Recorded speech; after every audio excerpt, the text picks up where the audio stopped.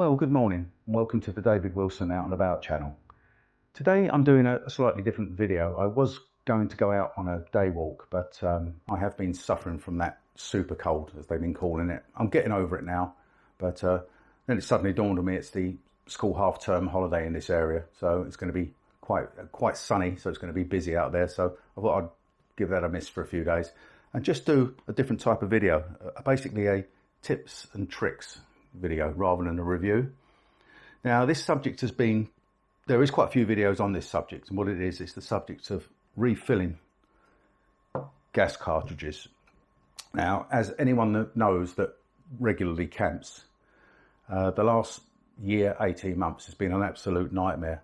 All the prices have gone right through the roof. I mean, tents, any equipment, not just in camping, sports, anything outdoorsy has gone mad. And then obviously this tied up with not being able to travel abroad.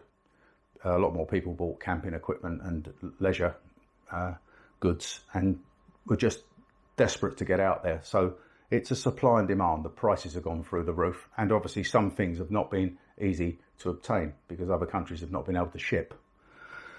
So back in June or May it was, when I was planning just approaching my Scotland trip, which is a 15-day trip, I had to look into certain bits of kit, and I was looking at my gas and things like that, and I got a few of the 500 cartridges, gas cartridges. I use the Coleman Performance Gas, which I tend to use when I'm in my larger tent. I'll explain a bit more about that later. And I normally have a few of the 300s. That's for my backpacking. I've got a couple of hundreds as well, but I tend to use the 300 for a multi-day camp. Now, when I went looking at them, I had a couple empty, one half full. Fortunately, in this instance, I did have some canisters, because when I went online to look at the price, I was seeing silly prices up to £13 per canister for one of these.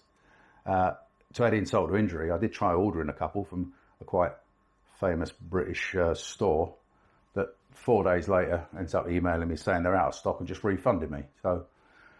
So what I did, I went online and I looked at a few videos about trying to refill. I actually knew about this, but it's something I'd never done. And I decided to buy some gas canister conversion adapters. Now, part of the reason I did that is when I'm big camping and I've got my large air tent, which I'll put a picture up there of, what I do with that, it's a bit of luxury for me, but not often, 2-3 times a year, I go away on my own. I'll pitch up for 5 days. I did it with this photo, was in Canister, up in the Lake District. I pitch up and then I use that as a base camp, and then I go out on day walks, I go kayaking, and then I come back. On that particular trip, I literally did 5 days in Canister, and then I carried on to Scotland for wild camping and kayaking for another 2 weeks, but that's neither here nor there. So when I'm in that, even though it was June, it could get relatively chilly at night, so I do take a burner. Now, I know that's a sore subject for some people, saying using fires in their tents. I'll go on a bit more about that later and what I know about that.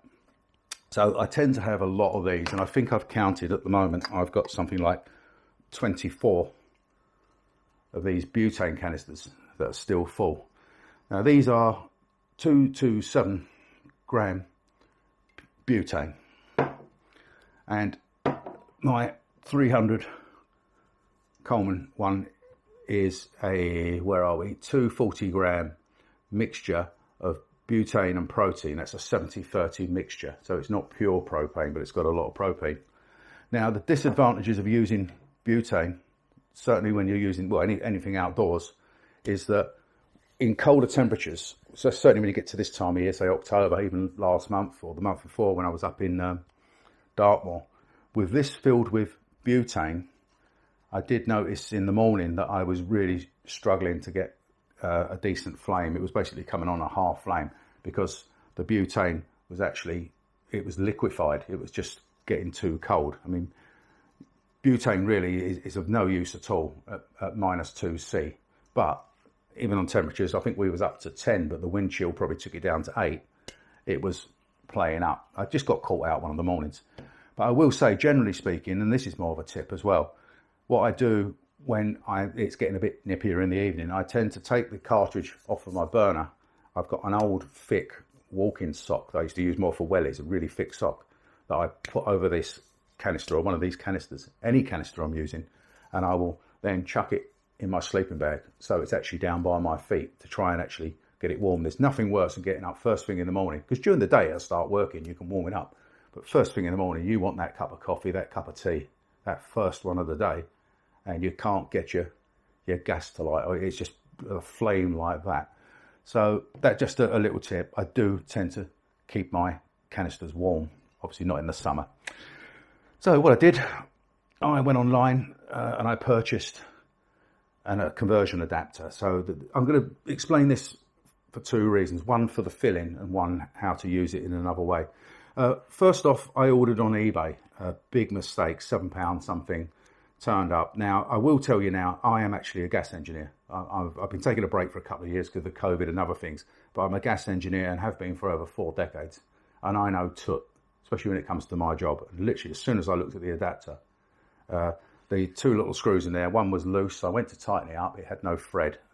That was it. It was back. So then I went on to Amazon, and I will put a link below, and I purchased the adapter and the gas valve. So what you've got the actual adapter that goes from the butane, which is more like a bayonet type. So you push it in and twist.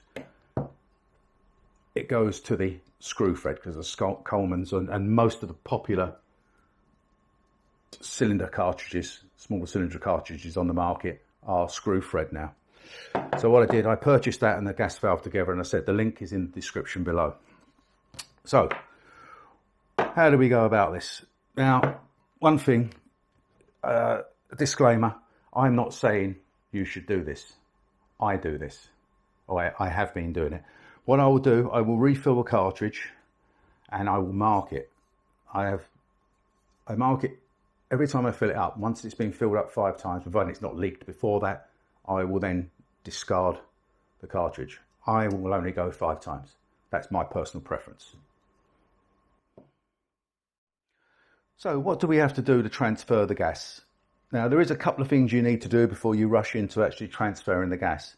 If you have an empty tin, you take it, scales on, scales zeroed, and you put it on the scales and you weigh the tin empty. In this case, it's 1, 2, 3, which I've actually got written on the bottom of the tin, 1, 2, 3, empty. So that's just the weight of the tin with no gas. You then take a full canister, place it on the scales, and we've got 363. So we know that the canister weight and full is 363 grams, that is. Okay. Now, meantime, if once you know the weight of the empty tin, this goes into the freezer for around about 10, 15, 20 minutes. Get it nice and cold. Reason for that is your butane canister, or your canister you're going to transfer, should be at room temperature. So that will be gas when you press the nozzle. And this, being freezing cold, will then turn the gas into liquid. So it will fill up as a liquid. So sometimes if you're spending too long, you may have to just then put this back into like I am now, you have to put that back into the freezer again. Then you take your converter, and you've got your bayonet type fitting on here. You push it on and you twist. And that's it, it's on. Nothing's leaking out. That's it, it's on. Now I'm going to take my gas valve. There's no arrow or particular direction on this. It's both a quarter thread. And I screw it on. Yeah, you'll hear it, a little bit of a release. You're going to get that. Obviously, you should be doing this in a well-ventilated room or area. And I've got the windows open. I'm in a very large living room. Obviously, putting it on again, make sure it is turned off. Yeah, it's a silly thing, but you never know. Now, take your empty canister, screw it on nice and tight, turn it upside down, and turn it on. You should be able to feel the gas going in. Now what you do, you leave this for about 15 or up to 30 seconds. You can give it a bit of a shake. Turn it off. Disconnect it from the canister. And then weigh your canister. Right, we're only up to about 200, so that's going to need to go back on. Tin's warming up quite considerably at the moment, so I'm going to quickly whack it in the freezer for 5 minutes, then I'll get back to you. Right, while I've been off camera, I've been refilling or filling, taking off and weighing, and I'm nearly there now, so I'm going to take it off again with that turned off, weigh it, and I'm now at 363 grams, and like I said, that is where I want it, 363 gross. That's written on the bottom. On the other one I've got the 1, 2, 3 or whatever it was, the empty and the full. Once I've filled it up, as I said before, I'll only refill 5 times. I tend to mark it on the top, although that may come off of the thing, mark it on the bottom. So literally, once I've filled 5 times, I'm going to discard this canister, or if it leaks beforehand. So that's the full canister. So just to recap, you freeze the canister 15-20 minutes, attach your converter. I normally leave this one with the tap already on. Make sure the tap's turned off before you attach it. Screw it on, turn it on, you'll hear and you can literally feel the canister getting cold. As it's warming up the canister, give it a bit of a shake, you'll get more in. You may not get it in on the first, all done on the first freeze. Sometimes I do, sometimes I don't. But so that's it. So now I've got a full canister, marked off twice, 363 gross. It's exactly the same with the big ones. Obviously it's just going to take more or less 2 of these. And again, if you quickly look at the bottom of these, you can see I've got the empty weight of the canister, I've got the full weight of the canister. So I've just basically done the same thing. It's just obviously different volumes. So I know exactly where I stand with it. As I said earlier, there is a second way of using this. Well, really, it's the way it's intended. This is actually an adapter to take it from the bayonet fitting to the actual screw thread, so you can attach this type of burner. So what we'll do, without the on-off valve, gas valve on top, just push down, twist. So now you're locked on, no leakage. Screw your cartridge in. I actually find this easier on the ground, believe it or not, than sitting down. Screw it on. I'm going to stand it up. Generally speaking, I'd probably have it just laying down, obviously remotely from the stove. The other good thing about having the cartridges remote, either one of them screwed on, is if they are a bit cold and the flame's quite weak or quite low pressured, you can actually sort of shake these tins from a distance. Obviously you couldn't do that with the other one, the other burners, the top loaded burners. And then you can sort of more or less force the fluid out. It's got a piezo igniter on the burner, but I'm just going to use my lighter, it's just quicker. I really don't bother with the piezo very often.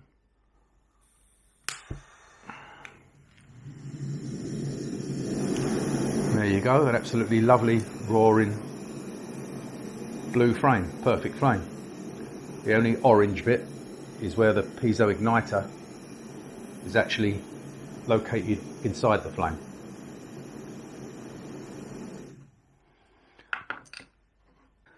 That's the end of the video. I think I am actually going to go out for a little walk. The sun's beginning to come out, so I'm going to go and get some fresh air. But as I said, I hope you enjoyed the video, and if you have enjoyed it, please give it the thumbs up. Every little bit helps. I've got a lot of videos on the channel now, hiking, kayaking, camping, and a few review videos. So obviously have a little look around, and if you like what you see, please subscribe. Right, that's my lot. So you all take care, and I'll see you on the next video. Bye for now.